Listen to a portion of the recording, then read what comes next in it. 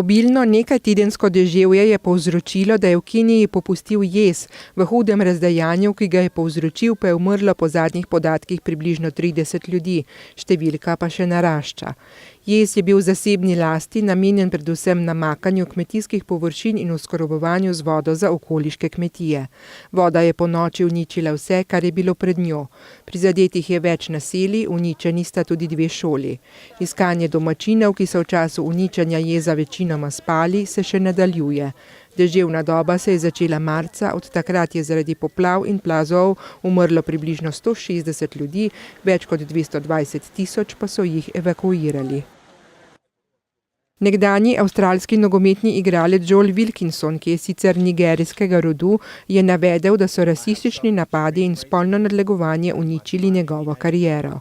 26-letnik je od leta 2011 do 2013 igral na 26 tekmah za ekipo Gold Coast Suns.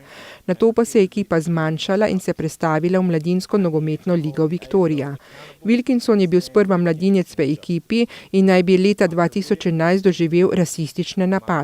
Po umiku in zaslišanju naj bi ga soigralci še naprej nadlegovali, za kar je njegov odvetnik vložil pritožbo pri Avstralski komisiji za človekove pravice.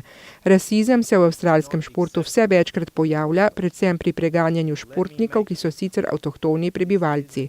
Ti so lani poslali odprto pismo Avstralski nogometni ligi in zahtevali konec rasističnih napadov in zlorab.